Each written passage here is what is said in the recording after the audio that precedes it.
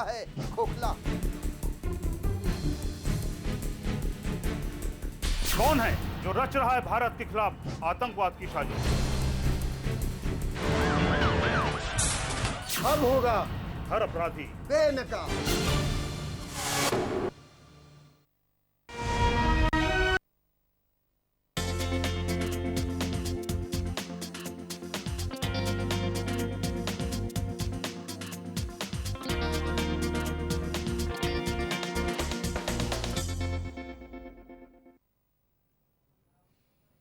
नमस्कार, मैं हूं अवनींद्र राजतोष। आपका बहुत बहुत स्वागत है हमारे खास कार्यक्रम में। और जाहिर सी बात है, इस दुनिया में कुछ ऐसी चीज़ें होती हैं जिसको सुनकर आप चौंक सकते हैं, लेकिन एक सच भी है। सबसे जो अहम बात है वो है कि लड़की जो कभी लड़का थी। आज हम बात करेंगे ख्वाहिश परिहार की, जो आज हमारे साथ हैं। ख्वाहिश, बहुत बहुत स्वागत है आपका। ख्वाहिश जी, आपका बहुत बहुत स्वागत है हमारे खास शो में। Thank you sir. ख्वाहिश, ये बताइए कि अपनी ज़िंदगी की जो यात्रा है उसके बारे में आपसे तो बहुत कुछ जानना चाहेंगे, लेकिन आपको नहीं लगता कि आज की तारीख में अगर हम कुछ अपने हिसाब से करना चाहते हैं तो समाज को बहुत तकलीफ होती है? समाज को होती है, मैं मानती हूँ इस बारे में, और मैं रिस्पेक्ट करती हूँ उनकी फीलिंग्स की भी जी।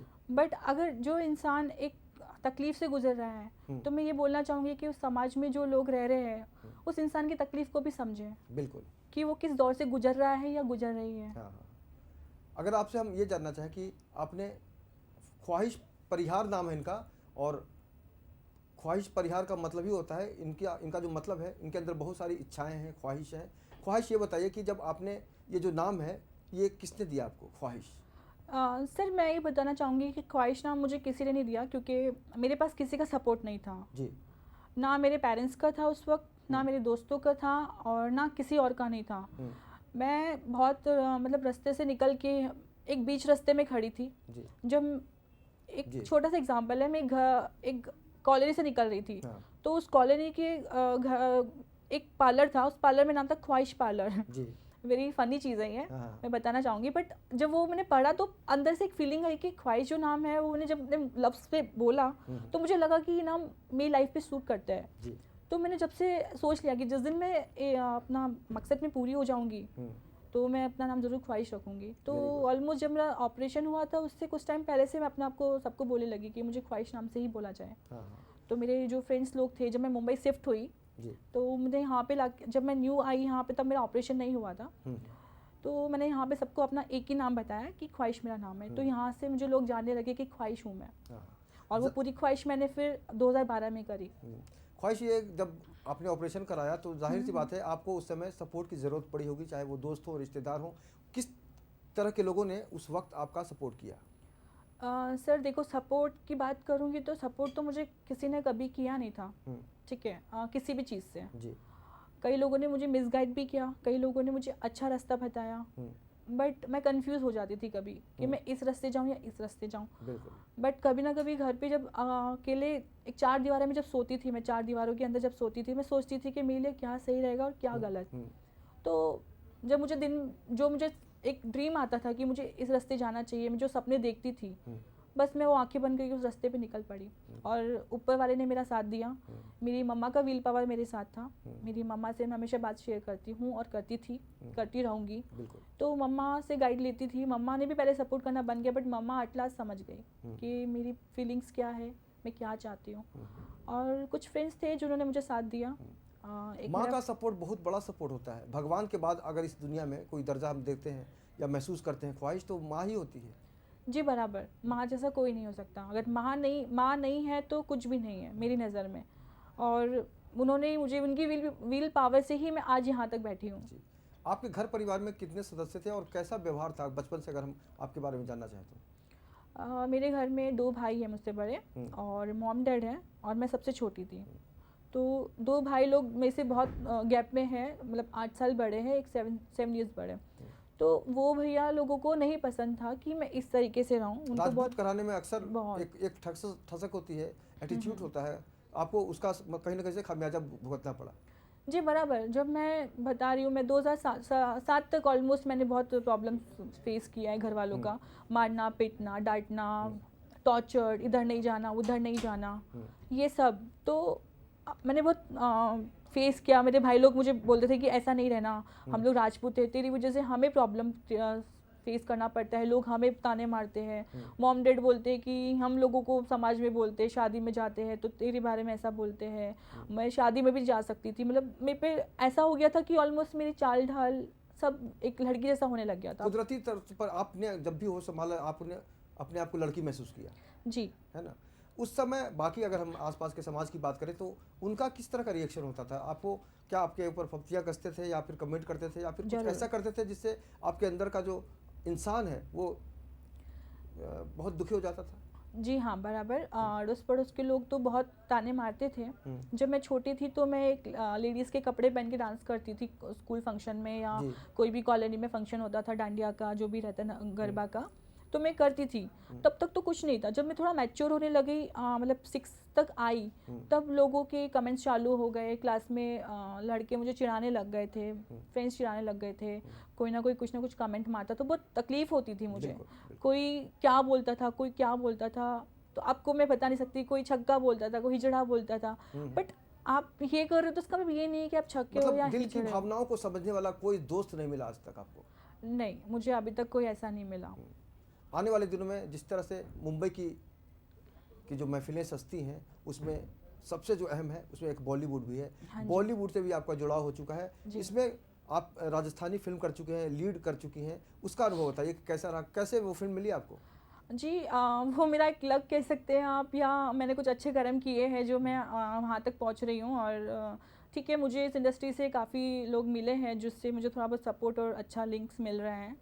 और मैं आज यहाँ तक भी पहुँची हूँ तो मम्मा का आशीर्वाद है, ऊपर वाले का आशीर्वाद है, कुछ मेरे अच्छे वेल विशर्स है जो मेरे लिए प्रे करते हैं। चलिए, आज से आपको एक दोस्त और मिल गया जो आपके सामने बैठा है, मैं अपनी बात कर रहा हूँ। Thank you. मुझसे दोस्ती करेंगी आप? डेफिनेटली। चलिए, तो निश्चित रूप से मुझे भी बहुत अच्छे दोस्तों की तलाश हमेशा रहती है और लेमन न्यूज़ की कोशिश रहती है कि ऐसे लोगों से आपको रूबरू करवाएं जिनको देखकर आप अलग कुछ महसूस कर सके, और यही हमारी कोशिश है। ख्वाहिश परिहार हमारे साथ है और निश्चित रूप से इनकी ज़िंदगी का जो सच है वो यही है कि अगर आप कुछ ठान लेते हैं, अगर आप कुछ सोचते हैं तो आप विचलित मत होइए, उसी रास्ते पर आगे बढ़िए, आपको कभी न कभी सफलता ज़रूर मिलेगी। और निश्चित रूप से ऐसे लोगों को आज की तारीख में हम सलाम करेंगे। ख्वाहिश परिहार एक ऐसी शख्सियत है जिनको निश्चित रूप से आज सलाम करना चाहिए, क्योंकि समाज से लड़के, घर से लड़के आज अपने मकसद के पीछे वो भाग रही हैं और हमें उम्मीद है बहुत जल्द उनको मंजिल मिलेगी। ख्वाहिश, अगर हम मुंबई की बात करें, मुंबई में जब आप आई थी तो किस तरह से रिस्पॉन्स मिला था और कैसा अनुभव रहा मुंबई में? सच बोलूँ तो मुंबई में रिस्पांस अच्छा नहीं मिला। बहुत तकलीफ़ें पाई हूँ। रात को ऐसा भी हुआ है कि मेरी फ्रेंड जिनके पास रहती थी, उन्होंने मुझे रात को 2-2 बजे तक निकाला घर से। अच्छा। मैं अपना सूटकेस लेके कभी लॉज में सोती थी, कभी कहाँ सोती थी, ऐसा नहीं है। और ये सिचुएशन मेरे साथ 5 साल पहले भी हुआ था जयपुर में, जब मैं घर से निकली थी 2007 में जी। तो 2007 मेरे लिए बहुत बुरा था क्योंकि मैं वहाँ पे स्टेशन पे भी सोई हूँ, लोगों के घर में सोई हूँ 2-2 दिन, कभी कहाँ सोई हूँ जिनको मैं जानती नहीं थी। तो और ये सिचुएशन जब मैं यहाँ पे आई थी 2011 के लास्ट में, तो ये सब मेरे साथ में हुआ था। और फाइनली 2012 में मेरा मतलब एक लक निकला, जो पता नहीं मैंने कुछ अच्छा कर्म किया हो या बिल्कुल। तो उसकी वजह से मैं 2012 के बाद मेरी लाइफ ठीक हुई। Still I am doing struggle. तो ठीक है, स्ट्रगल एक लाइफ का हिस्सा है और मैंने पहले उस चीज़ का स्ट्रगल किया कि मेरा रूह जो अंदर था, उस रूह को बाहर निकालने के लिए, उसे मैं लोगों को दिखाने के लिए कि मेरा जो रूह है, जो कैद है, उसे मैं दिखाना चाहती हूँ कि खुल के जीने के लिए। तो वो उसके लिए मैं स्ट्रगल पूरा हुआ 2012 में। पर आज 2012 से अभी तक मैं अपने करियर के लिए स्ट्रगल कर रही हूँ, अपने राइट्स के लिए। क्योंकि आज भी कई लोग ऐसे हैं जो ट्रांससेक्सुअल को एक्सेप्ट नहीं करते हैं। उनको जब मालूम चलता है, या मैं खुद बताती हूँ या कहीं और से मालूम चलता है, तो उनका रिएक्शन बिल्कुल अपोजिट हो जाता है। तो मुझे उस चीज़ का बहुत दुख है, क्यों इंसान यहाँ पे, क्या हम इंसान नहीं हैं, हमारे में दिल नहीं है, हम बने तो उसी मिट्टी से है ना सभी। तो मैं यही लोगों को कहना चाहती हूँ कि अगर आप किसी की बुराई करते मत करिए, रिस्पेक्ट करना सीखिए। जो जैसा है उसे उसी रूप में स्वीकारो जी। ये बहुत ही लाइफ का बड़ा फार्मूला है कि अगर आप किसी से उम्मीद करते हैं कि वो आपके हिसाब से चले, आपके हिसाब से सोचे, उठे बैठे, असंभव है, नामुमकिन है। लेकिन ख्वाहिश आप जिस तरह से आगे बढ़ती जा रही हैं, निश्चित रूप से आप बधाई की पात्र हैं। और बाकी दर्शकों से भी मैं ये अपील करना चाहूँगा, अनुरोध करना चाहूँगा कि अगर आपके मन में भी कुछ करने का जज्बा है या फिर आप कहीं ना कहीं से आप अपने आप को डरा हुआ सहमा हुआ पाते हैं, तो सारे बंधनों को तोड़ने का वक्त आ गया है। और उसकी उदाहरण है ख्वाहिश परिहार, जिन्होंने अपना सपना जो है उसको पूरा करने का प्रण लिया और लगातार आगे बढ़ती जा रही हैं। अगर हम आपकी पहली फिल्म की बात करें ख्वाहिश, तो ये बताइए कि किस तरह का किरदार था और कैसी फिल्म थी वो? जी वो मेरे लिए वो पहला मौका था और मेरे लिए पहला माशाल्लाह फेज बहुत था। खूबसूरत हैं, तो आप लीड रोल कर चुकी हैं, अनुभव ज़रूर जानना चाहेंगे आपसे। Thank you. मतलब मेरे लिए पहला टाइम था वो कैमरा फेस करना, तो थोड़ा नर्वस थी, बट कहीं ना कहीं एक जुनून था कि मुझे इधर जाना है। और मुझे एक्चुअली मेरी लाइफ में दो रास्ते थे। एक था कि जो मैंने एविएशन किया, हाँ, एक एयर होस्टेस का कोर्स किया है, तो वहाँ पे जाना, और दूसरा था कि एक एक्टिंग में जाना। एक्टिंग का जो था वो मेरे बचपन से था दिल में और दिमाग में कि मुझे एक्टर बनना है, मुझे एक्टिंग करनी है, कुछ करके दिखाना है, मतलब मुझे अपना को स्क्रीन में लोगों को दिखाना है। यस, तो जब मैं ख्वाहिश बनी, लोगों के मुंह से सुना कि ट्रांससेक्सुअल है, ये है, वो है, और तो मुझे ऐसा लगा कि मैं ऐसा कुछ करके दिखाना चाहती हूँ कि लोग रिस्पेक्ट करें। तो मेरे को दिमाग में जुनून तो था, प्लस मेरे साथ में ये भी आ गया कि मुझे कुछ करके दिखाना है। तो एविएशन एक मेरे लिए एक ऑप्शन है, बट मैंने पूरा अपना जी जान अभी मैंने अपने बॉलीवुड में लगाया है कि मैं यहाँ पे कुछ करके दिखाऊंगी। नहीं, जो राजस्थानी फिल्म आपने की, हाँ, उसमें किस तरह का किरदार निभाया आपने? उसमें एज ए लीड करा मैंने। हाँ। और एक मैं वुमेन हूँ, किसी घर की बहू बनी हूँ। Very good. तो मेरे अपोजिट काफ़ी लोग हैं, और उसमें मेरे हस्बैंड भी है, मेरी सास भी है, और काफ़ी लोग हैं, एक पूरा यूनिट है बहुत अच्छा। तो उसमें पूरा मेरे ऊपर मूवी है, पूरा बेस्ड मूवी है, वेरी गुड। जो मैं बहुत इंजॉय करी और मुझे बहुत अच्छा लगा मूवी करके, और मुझे और मतलब स्ट्रेंथ आई है कि मैं कर सकती हूँ। ये जो बचपन से आपको जो कीड़ा काटा बॉलीवुड में आने का, हीरोइन बनने का, तो ऐसी कौन सी हीरोइन थी जिसने आपको बहुत परेशान किया, आपको लगा कि मैं इस तरह की बन सकती हूँ? करीना। करीना कपूर। करीना कपूर ने जो अपने अलग अलग किरदार निभाए हैं, उसमें सबसे अच्छा किरदार कौन सा लगता है आपको? मुझे करीना के सारे किरदार अच्छे लगे, एक भी ऐसा नहीं कि मैं उसको यही miss कर प्यार सकती होता हूँ। है। ख्वाहिश जब जिसको आप चाहते हैं तो उसकी अच्छाइयों को भी आप चाहते हैं, उसकी बुराइयों को भी चाहते हैं, उसकी खामियों को भी। निश्चित रूप से ये बहुत बड़ा सबक है, ख्वाहिश की तरफ से एक संदेश है कि अगर आप किसी को चाहते हैं तो उसको हर तरह से अपनाइए, और अगर आप किसी को अपनाते हैं तो सामने वाले को पल भर में एहसास हो जाता है। जिस तरह से ख्वाहिश को बहुत ज़्यादा एक्सपीरियंस हुआ कि ज़िंदगी में कैसे कैसे लोग मिले और कब किसने धोखा दिया, किसने साथ दिया। आने वाले दिनों में जो आप अपना करियर बनाने की सोच रही हैं, किस तरह की प्लानिंग की है बॉलीवुड में, बताइए। देखिए सर, मैं करेक्टर को लेके कभी ये नहीं सोचती कि मुझे लीड मिले। मुझे कोई भी अच्छा करेक्टर मिलेगा जो मुझे सूट करेगा, मैं डेफिनेटली करूँगी, ज़रूर। और अपना नाम कमाना चाहती हूँ। नाम और पैसा दोनों। ऑफ कोर्स, पैसा है तो सब कुछ है। मुंबई में कितने दोस्त बन चुके हैं आपके, जो जिसमें ज़्यादातर लोगों पर भरोसा कर सके आप? देखिए सर, मुंबई में मेरा एक अच्छा दोस्त है जिस पे मैं भरोसा कर सकती हूँ, और लड़का है कि लड़की? वो मेरा फ्रेंड है बहुत अच्छा। लड़का है कि लड़की? लड़का है। अच्छा, वेरी और गुड। हाँ, बॉयफ्रेंड नहीं है वो एक्चुअली, बट लड़का है। उसने मेरे हमेशा एक्चुअली जब से वो मिला है तो मुझे हमेशा मेरे दुख में उसने मेरा साथ दिया है वेरी गुड। आज तक। और मैं लड़कियों का नहीं कह सकती, हमेशा अच्छा, चोट ख्वाहिश, खाई है मेरी बहुत फ्रेंड्स के सारे साथ। जो अरमान होते हैं लड़कियों के, आपके अंदर भी सारे गुण लड़कियों वाले हैं, आप लड़की की तरह दिखती ही हैं। कभी लड़कियों जैसा ख्याल भी आता है कि कोई अच्छा हस्बैंड मिले, या फिर मैं भी बच्चे पैदा करूं? इस बारे में क्या कहेंगे आप? जी हाँ, बहुत आता है, और इस बात को लेके मुझे हमेशा दुख रहेगा। डेफिनेटली मेरी लाइफ में एक बंदा था 2 years बैक, और हम लोग बहुत रिलेशनशिप में थे, और फिर जब उसको मेरे बारे में मालूम चला, मेरे पास्ट के बारे में, तो उसने मुझे छोड़ दिया। शुरुआत में उसको पता नहीं चला? जी नहीं, उसको कुछ पता नहीं था, और उसको मैंने बताया इसलिए नहीं था कि मुझे नहीं लगा था कि हम लोग एक दोस्त के नाते स्टार्ट हुए थे, और मुझे नहीं लगा था कि आगे जाके हमारा प्यार बन जाएगा। बिल्कुल। तो जब मुझे उससे अटैचमेंट हुआ, उससे प्यार होने लगा, तो मैं डर रही थी कहीं ना कहीं कि अगर मैंने उसको मेरे पास्ट बताया तो मेरे से दूर चला जाएगा। तो फाइनली ऐसा टाइम आ गया था कि शादी की बात होने लग गई थी। हाँ। तो मैं घबरा गई थी, तो मुझे लगा मुझे बताना चाहिए अब कैसे भी करके, क्योंकि मैं इससे शायद और ज़्यादा झूठ नहीं बोल सकती, और वो भी मेरा रीज़न था, मैं झूठ नहीं बोलना चाहती थी, बट मैं इस जगह फंस गई थी कि उसको खोना नहीं चाहती थी। बिल्कुल। तो फिर एट लास्ट को बताया, और वो चला गया मेरी ज़िंदगी से, बस एक बात ही बोल के गया कि तुम कभी। अच्छा हुआ हाँ। चला गया? नहीं, स्टिल मिसिंग है। नहीं नहीं, मैं मानता हूँ कि अच्छा हुआ चला गया। अगर आपका असली दोस्त होता हाँ तो बिल्कुल नहीं जाता। सर, कभी इस बारे में शायद नहीं उसने सोच नहीं के, किया होगा सर, बट मैंने उससे प्यार किया था। लेकिन वो अगर असली आपकी तरफ वो भी अगर आप पहुंचाता, ताली दोनों हाथ से बजती है ख्वाहिश, बराबर सर। है ना। तो हो सकता है ऊपर वाले ने महसूस किया हो कि कोई और भी अच्छा आपको मिले जीवन में। सर आई अगर होप। हम आपके बाकी शौक की बात करें तो और क्या क्या शौक हैं आपके? सर शौक तो बहुत है, एक्टिंग तो आपको बता चुकी हूँ, और सर मैं कुकिंग करती हूँ बहुत अच्छा। क्या सबसे स्पेशल क्या बनाती हैं आप? दाल बाटी। वाह, दाल बाटी तो बहुत फेमस है। जी, दाल बाटी चूरमा। चूरमा। कभी मैं आऊँगा आपके घर खाने। Sure, welcome. और बाकी शौक क्या क्या हैं? सर बाकी मुझे वही घूमना फिरना जो रहता है, और म्यूजिक का भी होगा। Of course sir. डांस बहुत अच्छा करती हैं आप। हाँ मैं कभी पार्टी डांस के ऊपर भी हम कभी चर्चा करेंगे। हाँ, फिलहाल अगर आप 2 लाइन कुछ गा के गुनगुना के सके तो जरूर सुनाइए, ताकि आपका जो टैलेंट है लोगों तक पहुंचे। 2 लाइन कोई भी गाना। सर पूरा नहीं गा पाऊंगी, but हाँ, ठीक 2 है। ही लाइन, मैं भी झेल नहीं पाऊंगा पूरा। 2 लाइन जरूर सुनूंगा। तुझसे नाराज नहीं जिंदगी, हैरान हूँ मैं, हो हैरान हूँ मैं, तेरे मासूम सवालों से परेशान हूँ मैं, हो परेशान हूँ मैं।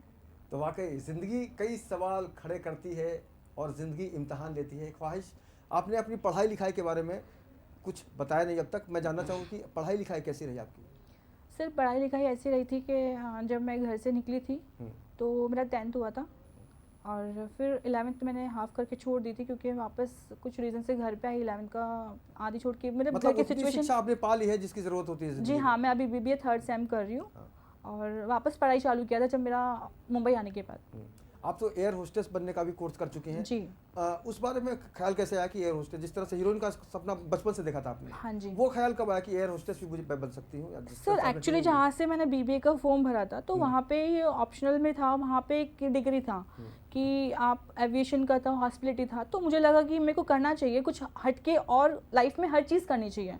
तो मुझे लगा थोड़ा सा इंटरेस्टिंग है, तो मैंने घुस गई और मुझे अच्छा लगा। 1 साल का कोर्स हुआ, मैंने किया, ट्रेनिंग भी हुआ मेरा मुंबई एयरपोर्ट पे GVK का, तो अच्छा था। और अभी मैं उसके इंटरव्यूज़ नहीं दे रही हूँ, क्योंकि मुझे अभी मेरा पूरा फोकस अभी अपना एक्टिंग पे है, तो बिल्कुल। इस वजह से मैं थोड़ा सा पीछे और चलते हैं। जिस दौरान ऑपरेशन का आपने डिसीजन लिया कि ऑपरेशन करा लेना चाहिए, उस वक्त क्या उम्र रही होगी आपकी लगभग? सर उस वक्त 23 की थी मैं। 23 की हाँ, थी। रनिंग था 23 ये मेरा। बहुत मुश्किल होता है, ये बहुत बड़ा डिसीजन था आपकी लाइफ बहुत, का। हाँ सर, बहुत और मुश्किल था और बहुत क्रिटिकल। तकलीफ कितने दिनों तक रही आपको ऑपरेशन के बाद? सर 3-4 महीने रही थी ऑलमोस्ट। ऐसे तो देखा जाए तो 6 मंथ्स रहती है, पर आपको लेकिन तो ऑपरेशन के बाद बहुत खुशी हुई होगी, बहुत दर्द में खुशी। भी एक खुशी का दर्द एहसास था ही नहीं मुझे, हम्म। खुशी थी वो। दर्द तो मतलब सोच भी नहीं सकते कि दर्द होके भी दर्द नहीं था मुझे। नहीं। जब मेरे को एक चीज़ याद है, जब मैं ऑपरेशन था मेरा 18 दिसंबर 2012 को मेरा ऑपरेशन था, 17 को मेरा बर्थडे आता है। तो ऑपरेशन मुंबई में कराया कि बाहर? दिल्ली में करवाया दिल्ली सर में। मैंने। हाँ, तो मतलब जब 100% सक्सेस रहा ऑपरेशन? जी हाँ, बहुत बहुत खुशनसीब अच्छा, हैं एंड आप। Thankful to doctor mister SV Kotwal. तो जब मैं बेड पे, जब मुझे एक दिन पहले एडमिट किया गया, ब्लड इन्वेस्टिगेशन होता है सारा, तो सर जब मैं अपने ब्लड दे रही थी चारों तरफ से, क्योंकि बहुत टेस्ट होते हैं आपके एक दिन पहले, मतलब कम से कम कुछ मुझे खुद को याद नहीं है, बहुत सारे नए ब्लड सैंपल्स रहे थे, तो मैं खुशी खुशी दे रही थी। तो कंपाउंडर आगे बोलता है कि मैंने पहला पेशेंट ऐसा देखा है जो इतनी बड़ी मेजर ऑपरेशन है अगले दिन, और आप इतने खुशी खुशी हो, नर्वसनेस नहीं दिख रहा। तो मैंने कहा सर जो होना था इस दिन का तो इंतज़ार था मुझे, तो नर्वस क्यों होंगी? जिसका मुझे था इंतजार वो घड़ी आ गई। जो घड़ी आ गई। इस तो- लाइन 2 लाइन अगर गा सके इस गाने को तो और मजा आएगा। सर मुझे गाना, जिसका मुझे था इंतजार। गाना मत गाओ ना। और कोई इस खुशी को किस तरह से इजहार लगता है करेंगे? आपको मेरा गाना बहुत पसंद आया क्या? बहुत पसंद आया। और इस खुशी को कैसे इजहार करेंगे आप अपने शब्दों में, या फिर गा के, या फिर संवाद से, या फिर कुछ ऐसा कीजिए ताकि हमारे दर्शक महसूस करें? वो घड़ी आ गई तो उसको तो मैं ऐसे बोलूँगी जब मेरी लाइफ में कोई लड़का आएगा तो। तो अगर आपने अपनी ज़िंदगी का रास्ता खुद चुना है, और जिस तरह से सफलताएं मिल रही हैं, हर लड़की का सपना होता है, हिंदुस्तान के कोने कोने से लड़कियां मुंबई आती हैं या मुंबई आने का सपना देखती हैं, ख्वाहिश, लेकिन सबके सपने पूरे नहीं होते। आप खुशनसीब हैं कि मुंबई की ज़मीन पर हैं और आप लेमन चैनल के साथ आज लाइव बातचीत कर रही हैं, क्योंकि आज बहुत सारे दर्शक आपको देखेंगे और उनको प्रेरणा मिलनी चाहिए आपसे कि अगर आप जीवन में कुछ करना चाहते हैं तो आप सबक के रूप में हैं, और निश्चित रूप से हमारी जो शुभकामनाएं हैं, लेमन परिवार की शुभकामनाएं हैं, ख्वाहिश आपके साथ है ताकि आप लगातार अपनी मंजिल की ओर बढ़ती रहें। अब चलते हैं, थोड़ा अलग विषय पे बात करते हैं। मुंबई में आपको पता होगा कि अंग प्रदर्शन बहुत ज़्यादा होता है, एक्सपोजर की भरमार है, जी, लोग डिमांड भी करते हैं, खुलकर कहते हैं कि बॉलीवुड में जाने का जो तरीका होता है वो कहीं ना कहीं से कंप्रोमाइज़ करके बढ़ता है। इस बारे में क्या कहती हैं आप? सर बहुत क्रॉस आउट हुई हूँ ऐसे लोगों से। मैं बहुत लोगों से मिली हूँ, वहाँ पे पहला ऑप्शन उनका ये रहता है कि कॉम्प्रो करेंगे आप। तो सर अभी इस जगह आके मैं फंस जाती हूँ, क्योंकि अगर कॉम्प्रो करके अगर आपको जाना है तो वो शायद मैं 1 साल पहले 2 साल पहले भी जा सकती थी, बट सर मैं चाहती हूँ कि मैं no compromise please, no compromise please. Yes.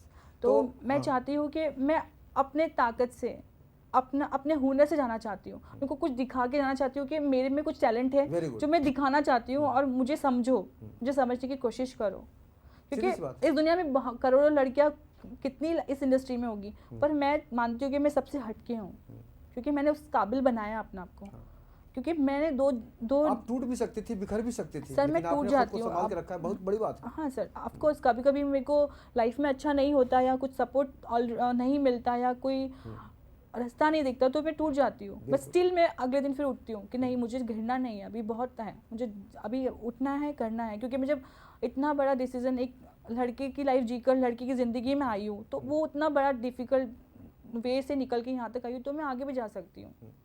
और किरदार बहुत तरह के होते हैं फिल्मों में, किस किस तरह के किरदार निभाना चाहती हैं सर आप? सबसे पहले तो मैं बिग बॉस में जाना चाहती हूँ। जो नेक्स्ट सीज़न आता है, मेरा पूरा टारगेट है कि मैं बिग बॉस में एक बार एंट्री मारती हूँ। Very good. और फिर ऊपर वाले की है।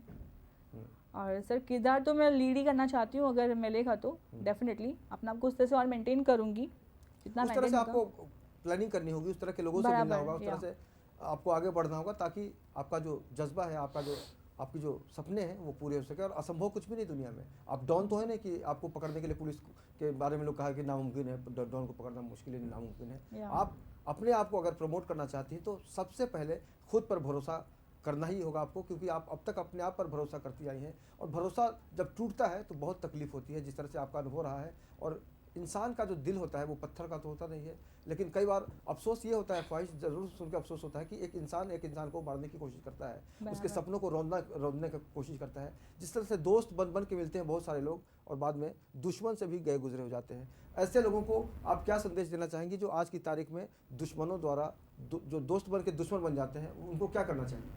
सर मैं उनको एक ही बात बोलूँगी कि आप किसी की रिस्पेक्ट ना कर सको और आप किसी के साथ अच्छा ना कर सको तो बुरा भी मत करो। और आखिर मैं तो एक ही बात मानती हूँ, अगर जो आज बुरा कर रहा है उसे कल यहीं भुगतना है। और मैं तो यही बोलना चाहूँगी, किसी के बारे में बुरा भला नहीं बोलना चाहूँगी।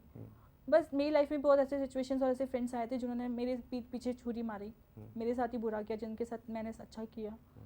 बट कोई नहीं, इसी को लाइफ कहते हैं, स्ट्रगल कहते हैं, यही तो लाइफ का एक एक्सपीरियंस है जो मैंने देखा है और देख रही हूँ। बिल्कुल बिल्कुल। तो आजकल फिलहाल क्या चल रहा है? वही सब चल रहा है, व्यस्तता चल रही है? हाँ सर, अगर मैं 100 लोगों से मिलती हूँ दिन में, एक एग्जांपल, तो उसमें से 80 लोग तो मेरा मिसयूज़ ही करना चाहेंगे डेफिनेटली, और उसमें से 20 लोग या 10 लोग ऐसे होंगे जो मुझे सही रास्ता बताएंगे। तो आपको लगता है कि आप सही रास्ते के करीब आ गई हैं? हाँ सभी सर, ऑब्वियसली इंडस्ट्री में थोड़ा सा पजल इंसान हो जाता है जब नया नया कदम रखता है, तो मैं भी थोड़ा रास्ता भटक जाती हूँ, ऐसा नहीं है। थोड़ा घूम घुमा के आ जाती हूँ गली में से ऐसे। हाँ फिर ऑलमोस्ट सही रास्ता आप ही पकड़ लेती हूँ। और बाकी जो शौक होते हैं लड़कियों के, उस तरह से जैसे वो सारे शौक है मुझ में, तभी तो यहाँ जो तक। हाईलाइट जिसको बताना चाहें? लिपस्टिक, ऑफ कोर्स मेकअप पूरा, हेयर स्टाइल, ड्रेसिंग, और ऑफ कोर्स अच्छे अच्छे गाइज मिलते हैं तो डेफिनेटली क्रश तो हो ही जाता है। ड्रेसेस भी बहुत अलग ढंग से चुनती होंगी आप? हाँ सर, मुझे सारी ड्रेसेस पसंद है, अपनी ट्रेडिशनल से लेके वेस्टर्न तक। तो मैं सारी ड्रेसेस पहनती हूँ। यहाँ मुंबई में रहती हूँ तो वेस्टर्न ड्रेसेस मैं नॉर्मली पहनती हूँ, और जब मैं राजस्थान जाती हूँ तो वहाँ पे नॉर्मल कुर्ता लेगी हुआ और जो भी रहता है। मुंबई में बहुत तरह के मतलब आइटम मिलते हैं खाने को, सबसे ज़्यादा पसंद क्या है आपको? मुंबई में मुझे कुछ पसंद नहीं आया मुंबई में एक्चुअली। वड़ा पाव? नहीं सर, ठीक है। सो चलिए, चलते चलते अब समय खत्म हो रहा है हमारा, कम हो गया है। और निश्चित रूप से जीवन में जो सपने होते हैं उसको कभी भी छोड़ना नहीं चाहिए, नहीं तो आपको भी नहीं पता चलेगा कि आपने ही तोड़ दिया है। और एक मिसाल है ख्वाहिश परिहार जो आज हमारे साथ हैं, इन्होंने जिस तरह से संघर्ष किया है और संघर्ष के बाद एक जीत की जो शुरुआत हुई है उसको हम महसूस कर पा रहे हैं आज। और आने वाले दिनों में भी इनका जो संघर्ष है वो और भी सघन होगा, घना होगा, ताकि इनकी जो मंजिल है वो जब मिले तो कोई भी दुनिया की शक्ति हिला ना सके। आप ख्वाहिश हमारे बीच आई, चलते चलते आखिरी में क्या कहना चाहेंगे उन लोगों को जो आपको अभी देख रहे हैं? मैं उन लोगों को ये कहना चाहूँगी, अगर आपके घर में, आपके अड़ोस पड़ोस में कोई ऐसा इंसान हो जो इस दौर से गुजर रहा हो, आप उसको ऊपर से देखिए मत, आप उसके अंदर की फीलिंग समझिए, क्योंकि उसके अंदर की रूह भी कुछ कहती है जो वो बयान नहीं कर सकता या नहीं कर सकती। ऐसा नहीं कि लड़कों में ही ये फीलिंग होती है, लड़कियों में भी फीलिंग होती है कि वो लड़का बने। मेरे फ्रेंड्स है, मेरी गर्ल्स फ्रेंड्स है, उनको भी लगता है। तो आप उन पे हंसिए मत, उनको सपोर्ट करिए वहाँ तक जाने के लिए, क्योंकि सबको अपनी ज़िंदगी का जीने का हक है, सबको राइट है अपनी ज़िंदगी जीने का। तो मैं यही कहूँगी कि आप बस उनको सपोर्ट करिए और रिस्पेक्ट करिए हम जैसे लोगों को, प्लीज़ उनका मजाक मत बनाइए। हमें भी जीना है इस दुनिया में, खुल के जीना है। खुद जियो, औरों को भी जीने दो। यही थैंक यू है सो मच। जिंदगी का रास्ता, तुम्हें अमन और शांति का वास्ता। वाकई अगर आप इच्छा लेके आगे बढ़ने की कोशिश करते हैं तो आपको सफलता ज़रूर मिलती है। और ख्वाहिश, हमारी शुभकामनाएं हैं कि आप लगातार आगे बढ़ती रहें, बढ़ते रहें और करीना कपूर को टक्कर देने की कोशिश ज़रूर करें। आप हमारे लिए आई, हमारे स्टूडियो में आपने समय निकाला, बहुत बहुत शुक्रिया आपका। तो यही ज़िंदगी है और ज़िंदगी के कई रंग होते हैं, जिसमें अगर आपको प्यार का रंग मिल जाता है और अगर आपके पास सपनों का उड़ान है, हौसले हैं, तो आप कभी भी झुक नहीं सकते, रुक नहीं सकते। और यही संदेश देने की कोशिश में पूरी तरह से रमी हुई हैं ख्वाहिश परिहार। आज के इस खास कार्यक्रम में इतना ही, लेकिन आप लगातार बने रहिए लेमन न्यूज़ के साथ। ये कार्यक्रम आपको कैसा लगा आप हमें SMS से ज़रूर बताइएगा, ताकि हमें भी पता चले कि हम क्या कर रहे हैं। फिलहाल नमस्कार।